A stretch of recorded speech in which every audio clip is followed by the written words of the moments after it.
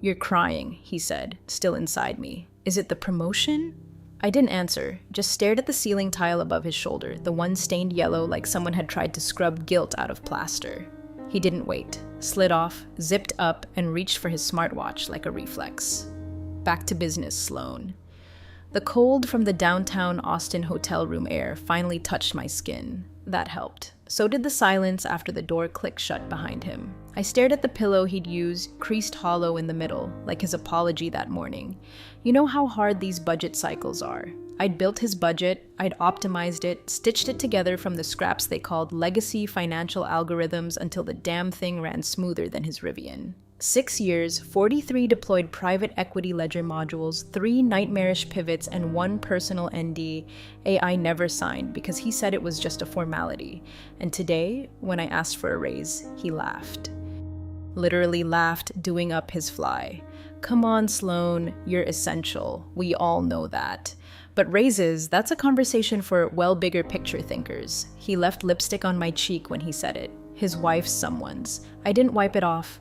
Instead, I opened the minibar and took the one bottle I swore I wouldn't touch again. The algorithms were still mine. The financial architecture, the skeleton they paraded at every damn investor showcase was born from the 3 sleepless weeks I spent living off granola bars and whiteboard markers in a stifling rented carriage house in Hyde Park that smelled like mildew and startup dreams. Cobalt Ventures didn't own that, but someone else might want to, especially the firm across the river, especially since I still had the original quant environment. And the patent? Well, that's where it gets interesting. The patent sat in a dusty folder on a hard drive labeled old crap/don't delete. Seriously, I almost didn't open it.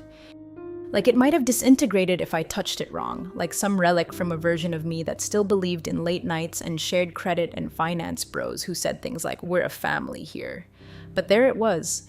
U.S. Patent Number 10, something filed by S. Vance Method for dynamic predictive asset distribution in asynchronous dark pool ledgers.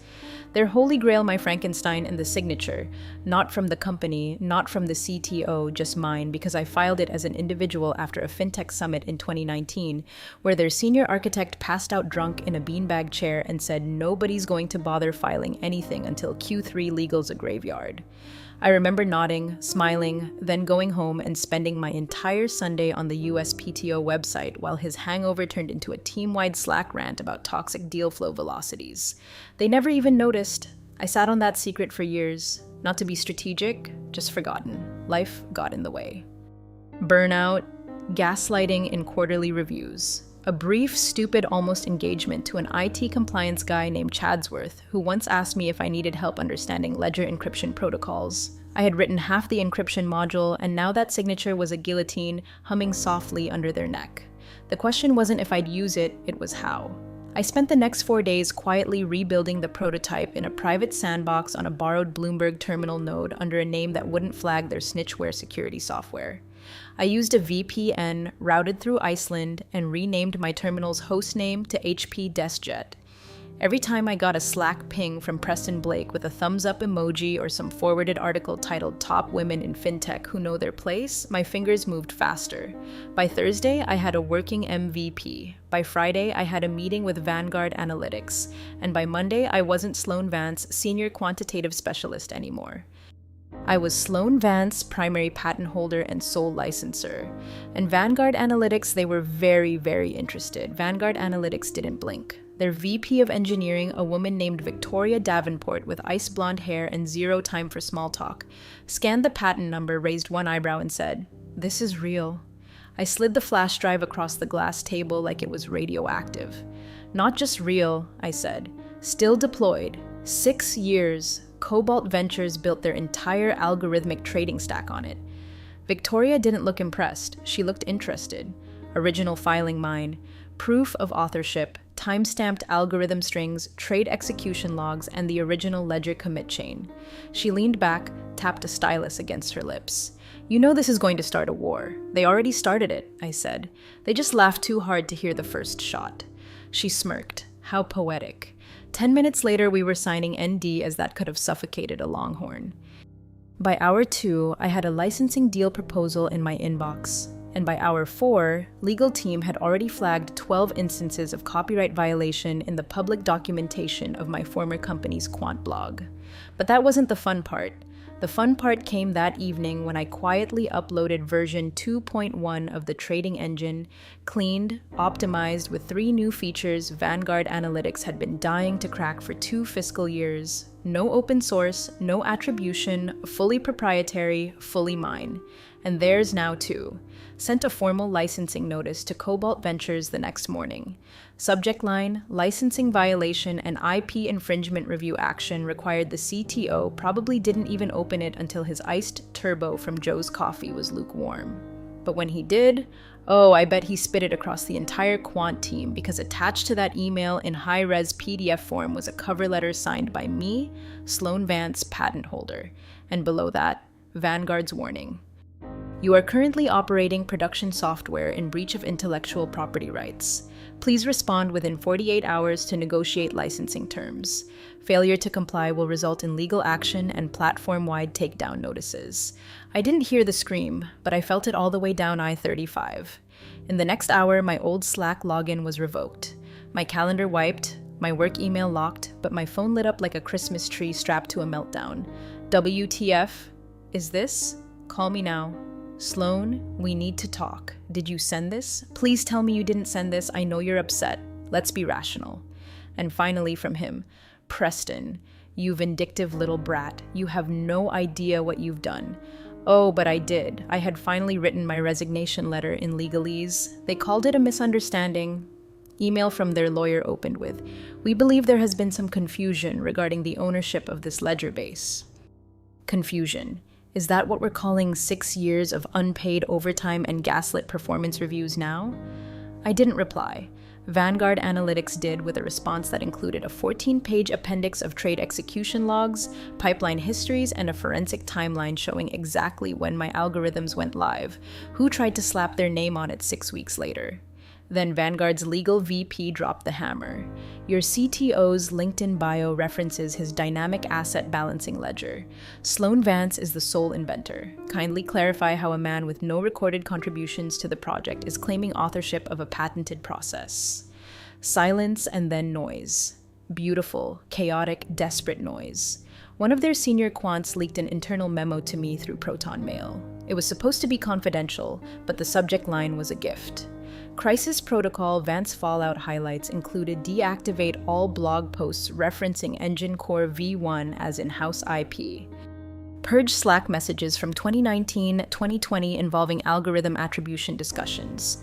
Cancel Preston's panel appearance at South by Southwest. Too risky. Legal exploring emergency countersuit, but confidence is low. She has receipts. That last line. Yeah, I printed it, framed it, hung it above my coffee maker, and that's when the real game began. A rogue recruiter named Bryce, I barely remembered messaging back in 2021, suddenly reached out. Hey Sloan, hope you're doing well. We have an urgent principal quantitative engineer opening, followed by 3 VC firms asking if I was interested in launching a spinout. Followed by an anonymous tip sent to 3 fintech blogs about the IP battle brewing inside one of Austin's most overvalued financial startups. Guess who leaked it? Here's a hint. She drinks espresso like it's war fuel and signs her emails V. Davenport, VP Vanguard Analytics. 2 days later, Texas Tech Review ran the headline. Fintech darling accused of IP theft by former female engineer. Is it time to rewrite the narrative? The side-by-side of me in a hoodie holding a whiteboard marker and Preston giving a keynote in front of my diagram. My arrows, my shorthand, even my damn typo. Ledger, misspelled Legder. They say revenge is a dish best served cold. I prefer it piping hot poured over a quarterly earnings call, which incidentally was happening the following Monday. And I had just gotten access to something very, very fun, their internal asset metrics dashboard. Let's just say retention rates weren't the only thing about to drop. Monday, 8:59 a.m. I had 3 monitors glowing like a war room, 2 espresso shots from Houndstooth lined up like bullets, and my cat sitting smugly beside me like he knew what was coming. Their Q2 earnings call started at 9 sharp, live-streamed public, open to stakeholders, journalists, and most deliciously former employees with axes to grind. The CEO's voice came through first. Forced, cheerful, thick with corporate Vaseline. Good morning, everyone. We're excited to share another quarter of innovation and strategic growth. I muted it. I wasn't here for that. I was watching the dashboard because over the weekend, one of my former juniors, Elias, someone they'd laid off during their culture restructuring, had quietly handed me access to the system. They still hadn't air-gapped. I had root-level privileges on their quant telemetry server. I didn't need to touch a thing. I just watched because Vanguard Analytics had flipped the switch that morning. My trading engine version 2.1 was now live on their rival's infrastructure. Full rollout, same financial architecture, better performance, no licensing violations. And Cobalt Ventures, they were now broadcasting a live stream while their dark pool backend started buckling in real time. Trade execution latency doubled, then tripled. Transaction errors surged. Their analytics dashboard, the one I built, spiked with red. Preston's voice finally came through the live stream. Tense, rushed. We're seeing temporary issues due to unexpected load. Our teams are addressing, and then it hit. One of their clients, a huge one, a Fortune 100 private equity beast, had switched platforms overnight to Vanguard Analytics, to my engine. And the kicker, that client sent a tweet at 9:14 a.m., excited to be working with at Vanguard Analytics. Lower latency, better security, smoother integration. Cheers to clean algorithms, winking face. The tweet blew up fast. Developers started piling on screenshots, benchmarks side-by-sides. It was open season. One user posted, "Didn't these algorithms look familiar? Pretty sure Sloan Vance demoed this at Capital Hack in 2019. And suddenly, my LinkedIn exploded. Connection requests, job offers, articles tagging me as the woman who built the machine and burned the castle. But the best part? Someone, bless their caffeinated soul, leaked an internal Slack thread where Preston typed, "Who the hell authorized her patent? Why wasn't this caught? Who filed nothing?"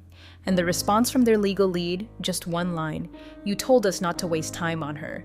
Preston, mic drop. By 10:12 a.m., their stock had dipped 11%. By 10:48, it froze.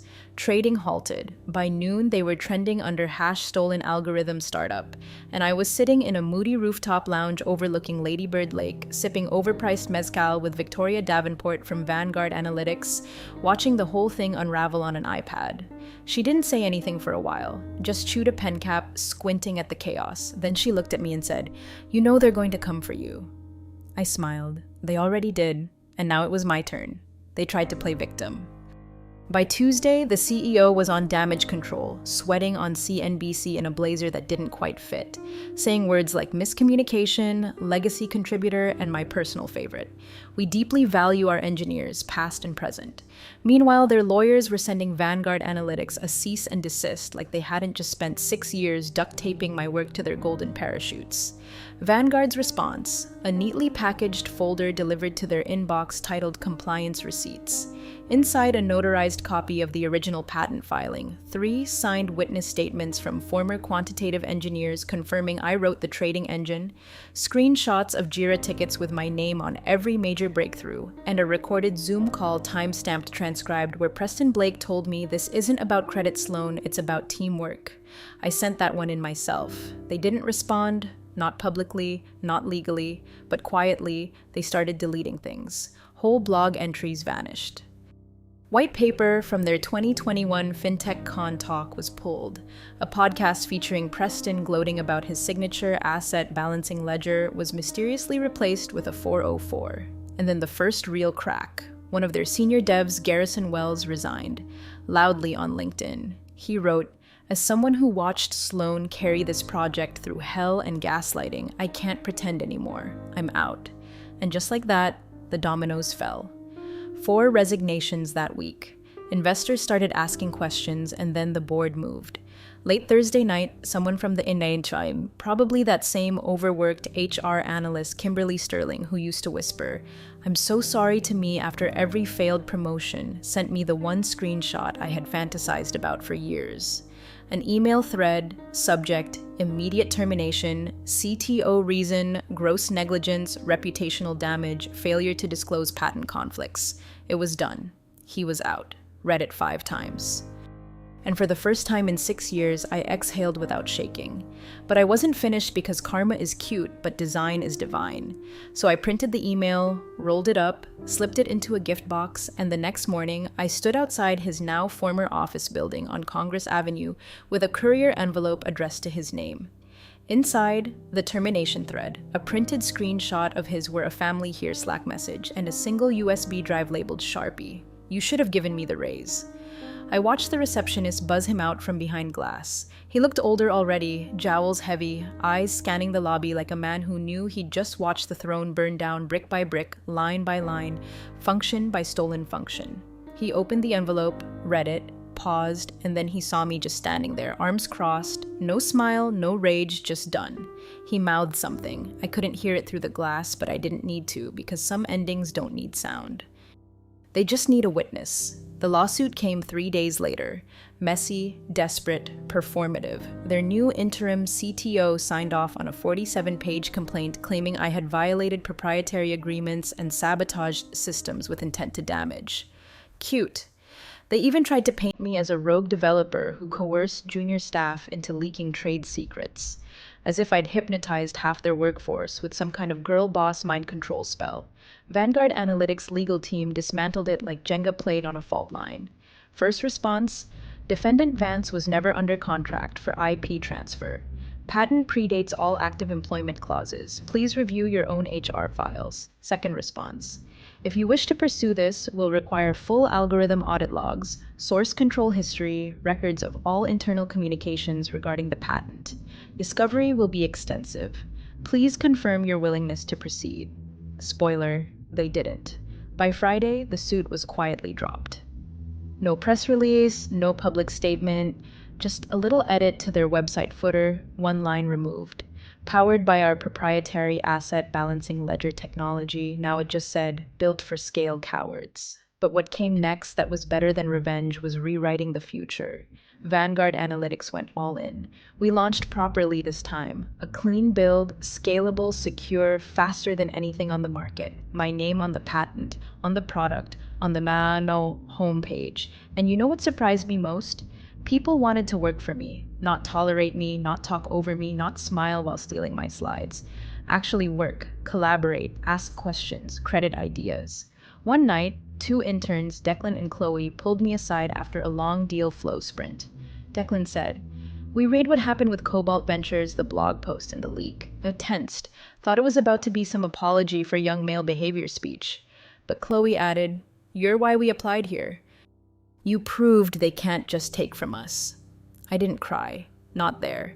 But later in the dark, I stared at that old HP DeskJet terminal I'd used to rebuild everything battered, covered in tea stains and scratch stickers, and I thought that machine started the fire. But I lit the match and the world finally noticed. But one last thing still bothered me because I hadn't heard Preston's voice in weeks. Not since the envelope, not since the glass door stare down, until a week later when an email landed in my inbox. No subject, no greeting, just one sentence. "You really think this is over?" I stared at it and smiled. Not yet. Made one last move. Of course he did. Men like him don't disappear. They mold into consultants, advisors, strategic visionaries. Turns out he'd been whispering into the ear of a mid-tier VC firm itching to disrupt Vanguard Analytics' rise. They threw together a Frankenstein competitor overnight. Sloppy UI, gutted back end, and a suspiciously familiar financial architecture. Too familiar. Their press release bragged about next-gen asset distribution, claimed it was built from the ground up, even quoted him finally, a product that doesn't rely on stolen foundations. Oh, they wanted war again. Fine. This time, I didn't need backdoors or leaked memos. I had momentum and a team. While they fumbled through demos that crashed mid-click, Vanguard Analytics rolled out LedgerStream, our new platform powered by version 3.0. A rewrite, a monster, chewed benchmarks for breakfast and spat out graphs shaped like middle fingers. We gave early access to their clients, every single one. By the end of the month, 8 of their 12 contracts had quietly migrated to us. By the end of the quarter, their VC pulled funding. Turns out, strategic visionaries don't survive without strategy or vision. I finally ran into him again. Tech gala at the Moody Theater. Open bar. Too much light. Too many cameras. He approached. Oh, drink in hand. Just that brittle smile he wore like expired cologne.